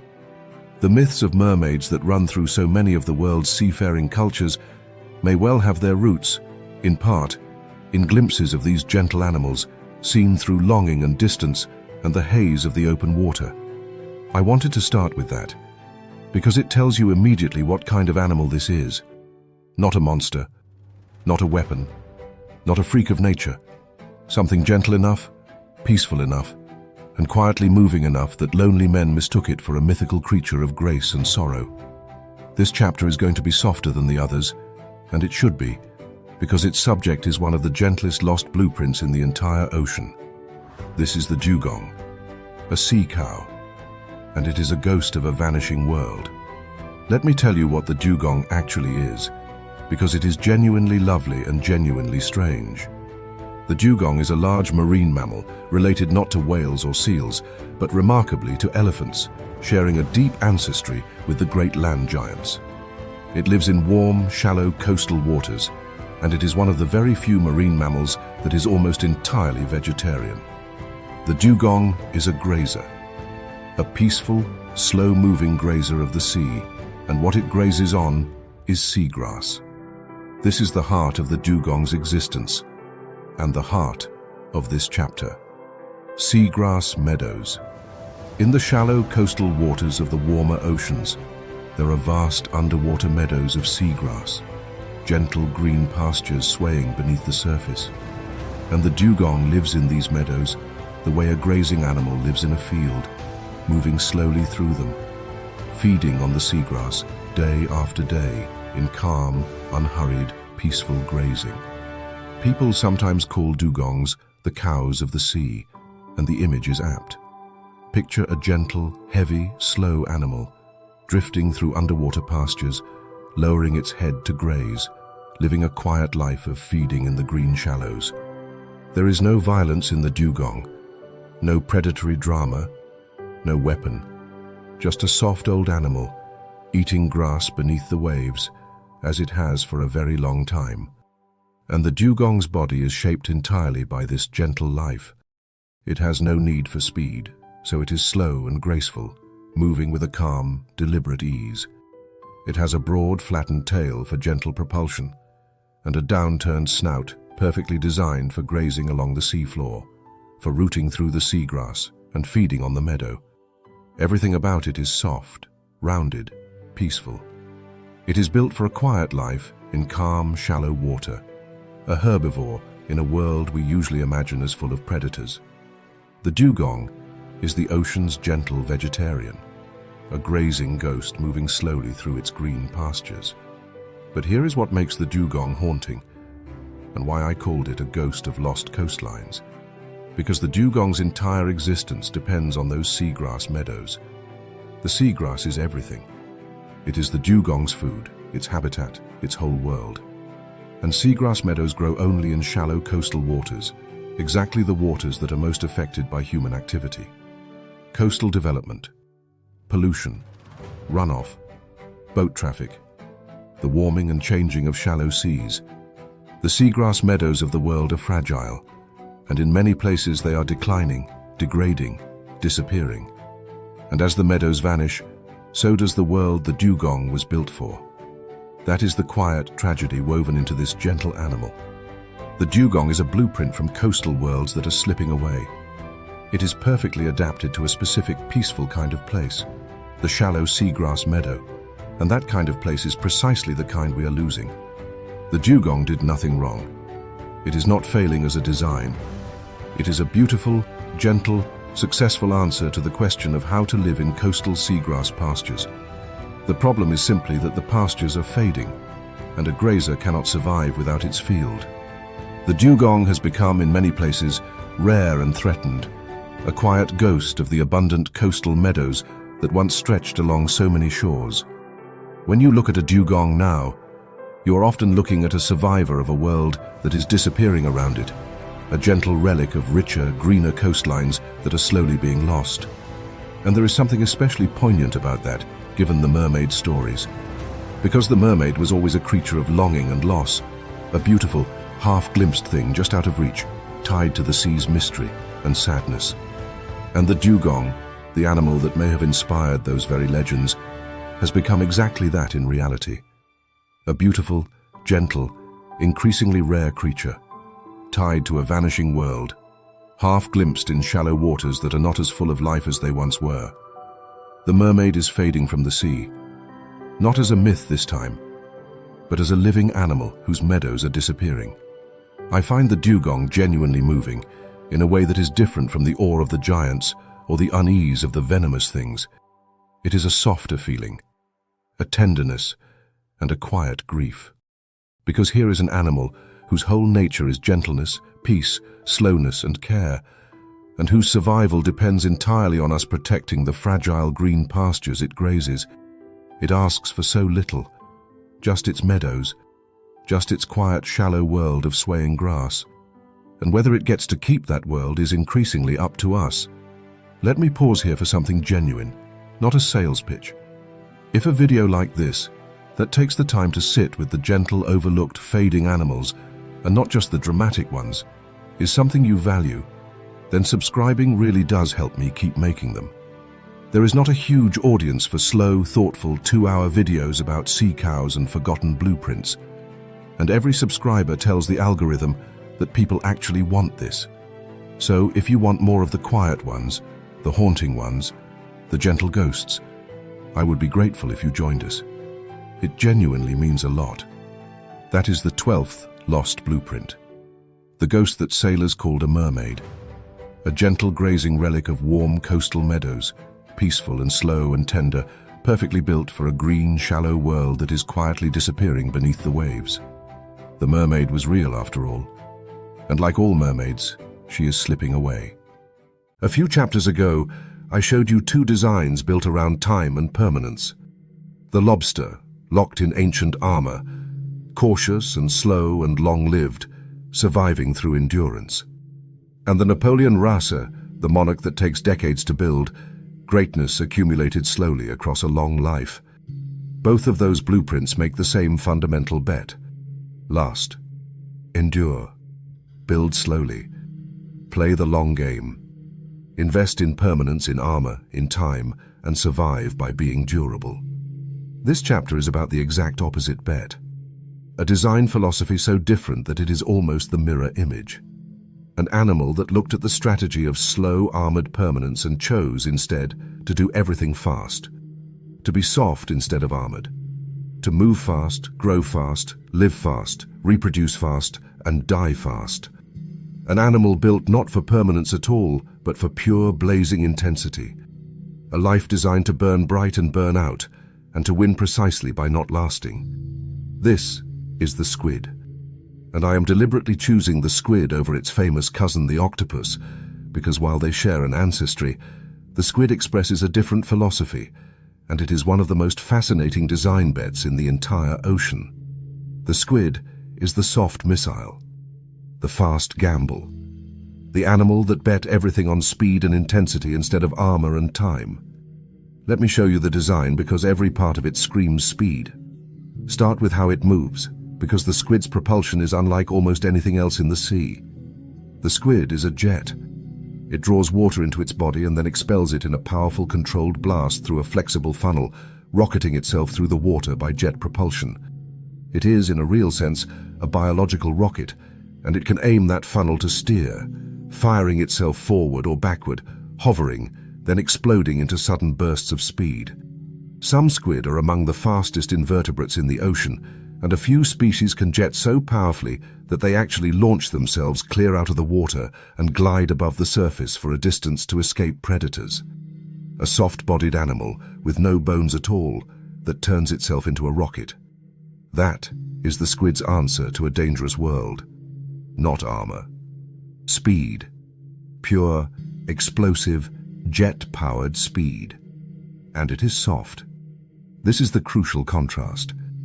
Where the lobster invested everything in a hard external shell, the squid went the other way entirely. It has almost no hard parts, just a beak and a thin internal remnant of a shell. It is soft, flexible, vulnerable flesh, and it made no attempt to armor itself. The squid's bet is that it is better to be soft and fast than hard and slow. Better to evade than to endure. Better to never be where the danger is than to survive being hit. It is a completely different theory of how to stay alive, and it commits to it totally. Then the tools of intensity. The squid has tentacles and arms lined with suckers, some species with hooks, for seizing prey in a fast strike, shooting out those long feeding tentacles to grab a fish in an instant. It has ink, like the octopus, a cloud it can fire into the water to confuse a predator and cover its escape, the smoke screen of the fleeing missile. And it has the extraordinary cephalopod skin, packed with color-changing cells, letting many squid shift their color and pattern in an instant, for camouflage, and remarkably for communication. Some squid flashing rapid patterns across their skin to signal to one another in fast, flickering, living light. Everything about the squid is quick. Quick to strike, quick to flee, quick to signal, quick to change. And many squid are intensely social in a fast way too, gathering in great schools, moving together in coordinated flickering masses through the open water, a different model from the solitary octopus burglar. The squid is often a creature of the crowd and the open sea, moving fast in numbers. But here is the part that truly defines the squid's blueprint, the part that makes it the anti-permanence design, and it is genuinely striking. The squid lives fast and dies young, astonishingly young. Many squid species live for only a year or two. They hatch, they grow with incredible speed, feeding voraciously and putting on size at a rate that the slow-growing wrasse could never match. They reach maturity quickly. They reproduce, often in a single great burst of reproduction, and then, frequently, they die, sometimes very soon after spawning. A whole life, hatched and grown and spent and finished, in the time it takes a Napoleon wrasse to barely begin growing up. The squid does not invest in lasting. It invests in burning fast and reproducing before the end comes. And this is a real, deliberate evolutionary strategy, not a flaw. Think about the logic of it. By growing fast and reproducing fast, a squid population can respond to opportunity with incredible speed, exploding in numbers when conditions are good, turning over generations rapidly, adapting quickly. The squid does not protect each individual life with armor and longevity. It plays a numbers game, fast and intense, producing many offspring quickly and accepting that each individual life will be short and bright. Where the lobster and the wrasse bet on the durability of the individual, the squid bets on the speed of the cycle. Live fast, reproduce fast, and let the next fast generation carry on. Intensity over permanence. The candle that burns twice as bright burns half as long, and the squid made that trade on purpose. I find this genuinely beautiful in a slightly melancholy way. Because the squid's life is so brief and so intense, it does not get decades. It does not get to slowly become a monarch. It gets a year, maybe two, of fast, vivid, jet-propelled, color-flashing existence, and then it is gone. But in that short time, it lives at an intensity the slow animals never reach. It is fast in everything. It burns through its whole existence at high speed, and then it vanishes, having gambled everything on the brief, bright burst rather than the long, slow endurance. And the deep sea holds the greatest mysteries of this blueprint, because some of the most extraordinary squid live down in the dark, in the cold, deep waters, including the legendary giant and colossal squid, animals so elusive that we have only the barest glimpses of them, knowing them mostly from the marks they leave on the bodies of the sperm whales that hunt them. The squid blueprint in the deep becomes one of the last great mysteries of the ocean, fast and soft and enormous and almost never seen. Quick question for the comments, because I am genuinely curious which way people lean. If you had to choose a blueprint for yourself, which bet would you take?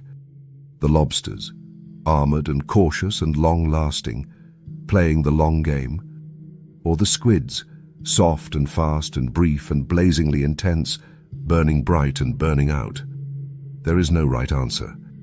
They are just two completely different philosophies of how to be alive, and I find it fascinating which one each person is drawn to. Tell me, that is the 13th lost blueprint. The life that chose to burn fast. A soft, jet-propelled missile that gave up armor for speed and permanence for intensity, living a brief, vivid, blazing life and vanishing fast, betting everything on burning bright rather than lasting long. Not built to endure, built to blaze. Imagine being born already knowing the way somewhere you have never been, not learning it, not being taught it, knowing it from the first moment, written into you before you ever drew breath.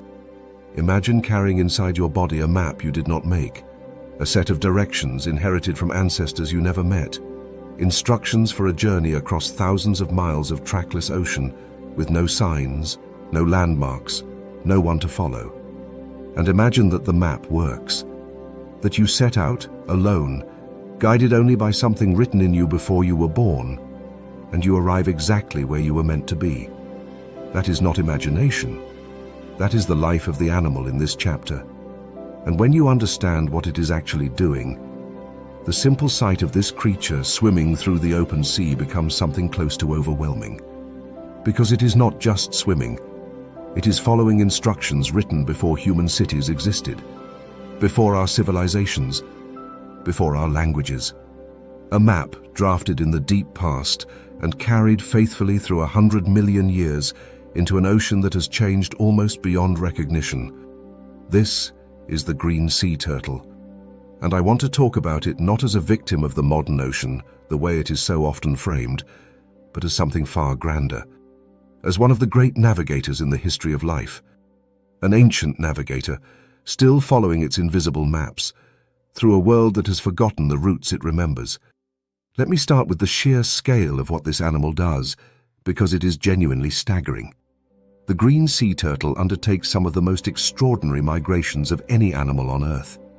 It travels across entire ocean basins, thousands of kilometers of open water, between the feeding grounds where it spends much of its life and the nesting beaches where it breeds. And here is the part that defies easy explanation.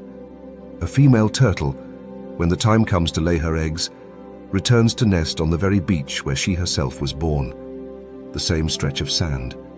After decades away, after traveling across thousands of kilometers of featureless ocean, she finds her way back to the exact place of her own birth. Think about how impossible that should be. There are no roads in the open ocean, no landmarks, no signs, just endless water in every direction, currents that shift, a surface that looks the same for thousands of miles. And the turtle crosses all of it and arrives at one specific beach, the right one, the one written into her. How? The answer is one of the most beautiful pieces of natural engineering we know of. The turtle appears to navigate, in large part, using the Earth's magnetic field. The planet's magnetic field varies in a predictable way across the surface of the globe, and the turtle can sense it, reading the magnetic signature of locations the way you might read coordinates. It seems that hatchlings imprint on the unique magnetic signature of their birth beach, recording it, carrying that magnetic address inside them for their entire lives. And decades later, the adult turtle uses that inherited and remembered magnetic sense to navigate back across the ocean to that exact signature. The turtle carries a magnetic map of the planet inside its own body, and it reads the Earth itself to find its way home. It is navigating by the field of the world, and this ability is not learned. It is inherited, written into the turtle by deep time, refined over an almost unimaginable span of evolutionary history. Sea turtles in roughly their current form have been making these journeys for tens of millions of years, since long before any human walked the Earth. The map the turtle follows is older than our entire species.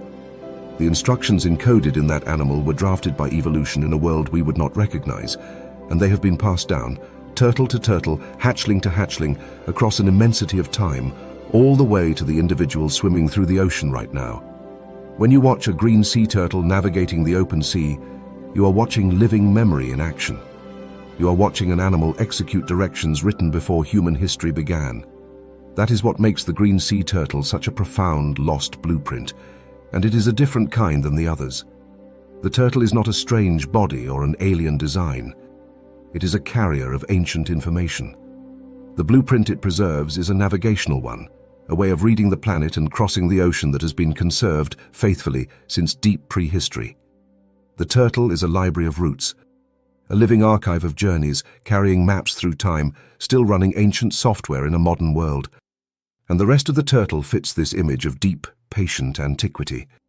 It is long-lived, taking many years to mature and living for decades, a slow and ancient creature moving through life at the pace of deep time. As an adult, the green sea turtle is largely a gentle grazer, feeding on seagrass in the coastal meadows. The same meadows the dugong depends on, a peaceful vegetarian of the shallows. There is nothing frantic about it. It is calm, slow, enduring, ancient. It carries itself like what it is, one of the oldest lineages of large animals still navigating the seas, a survivor that has watched the ocean change around it across an epic span of time while it kept following the same inherited routes. But here is the quiet ache underneath all that wonder. And I will give it to you gently, because it does not need a lecture. The turtle's map is ancient and faithful, but the world the map describes is changing. The beaches the turtle is written to return to are being altered, developed, eroded, lit with artificial lights that disorient the hatchlings. The routes are still encoded in the animal, perfect as ever, but the destinations are shifting beneath them. The turtle arrives after a journey guided by instructions older than civilization, and increasingly finds that the place the map points to is not the place it used to be. The ancient navigator is still navigating flawlessly. It is the world that has stopped matching the map. There is something almost unbearably poignant in that. An animal carrying perfect ancient directions through a world that is quietly erasing the places those directions lead. The map is not wrong. The map is older and truer than anything we have built. It is the territory that is changing. And whether the turtle's ancient roots will still lead somewhere in the centuries to come depends, as so much does, on us. I want to say something sincere here, because this is the second to last chapter, and you have come a long way with me. If you have watched this far, through 14 of these strange and ancient and beautiful blueprints, then you are exactly the kind of person I make these for, and I would genuinely love to have you here for the long haul. Subscribing, if you have not yet, means you will be here for the next one and the one after that.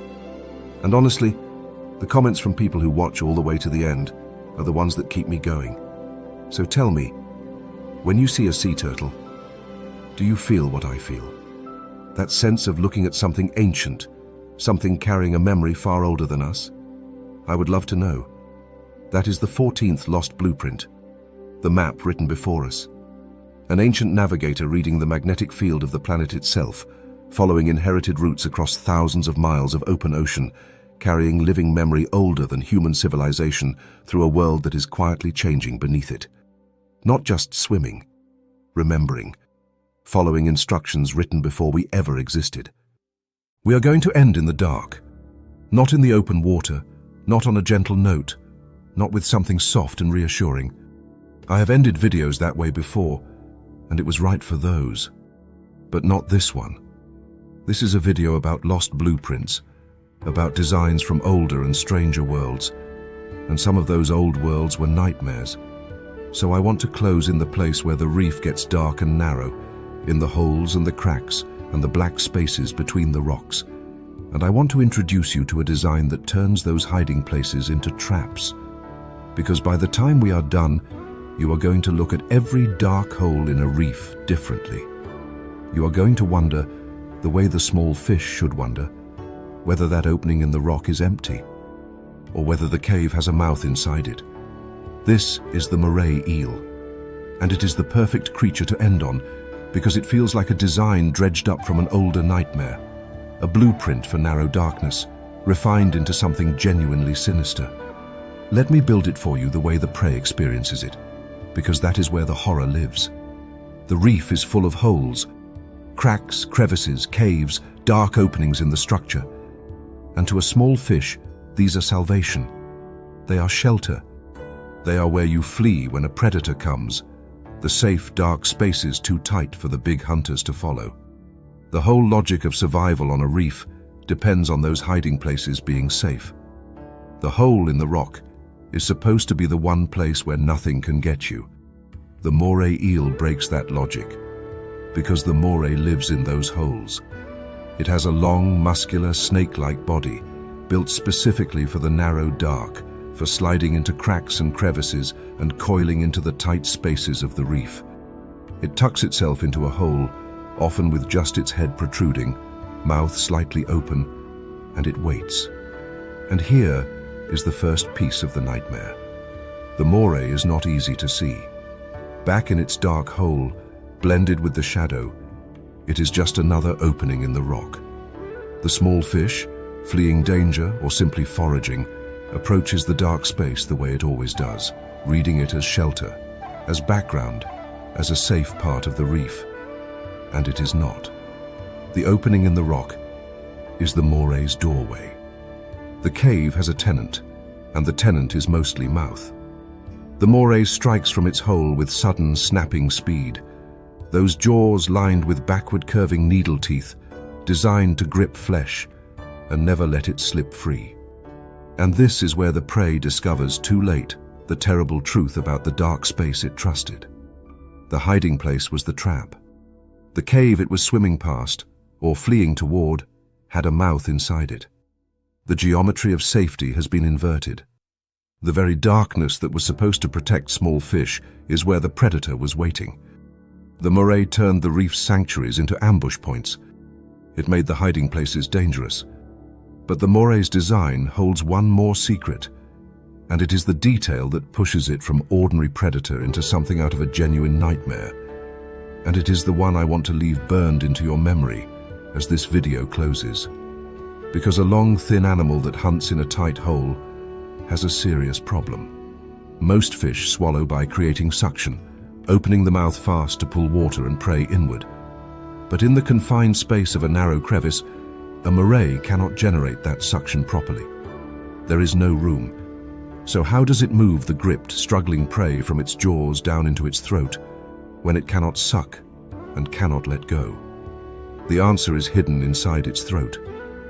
And it is the stuff of horror films. The Moray eel has a second set of jaws. Deep in its throat sit pharyngeal jaws, a second pair of mobile toothed jaws, and when the Moray seizes prey in its main mouth, this second set of jaws launches forward, up into the mouth cavity, clamps onto the prey, and drags it back down into the throat. Read that again, slowly, here at the end. The Moray has a second mouth, inside the first, that shoots forward to seize you and pull you down.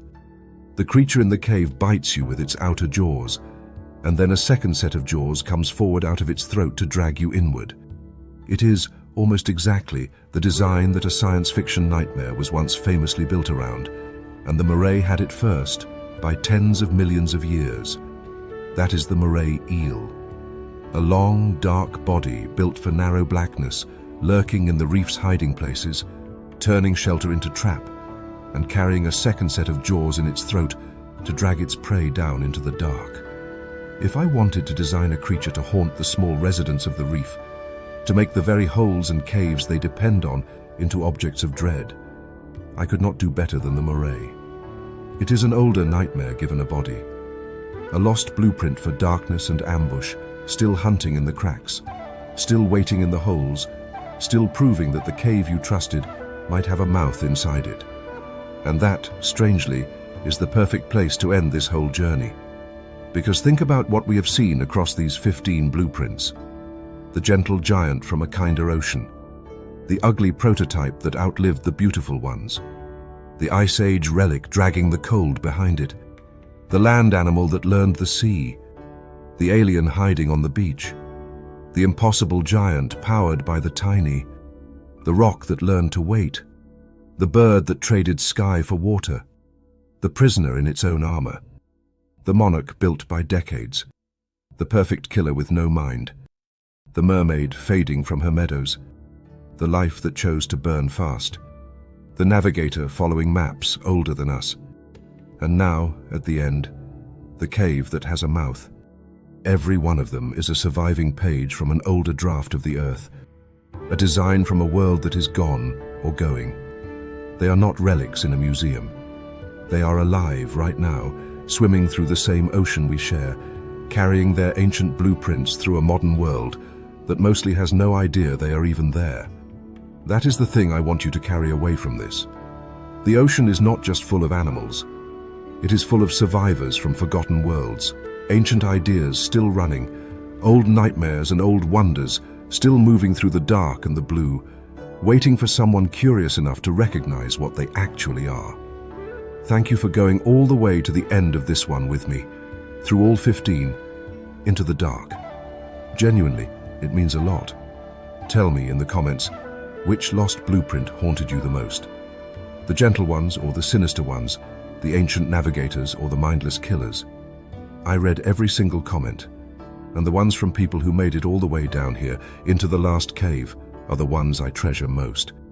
And if this video showed you an ocean older and stranger than the one you thought you knew, subscribe and stay with me, because there are far more forgotten designs down there than 15, and I'm going to keep pulling them up into the light. The reef is full of dark holes. Most of them are empty, but not all of them. And now you will always wonder which. I will see you in the next one.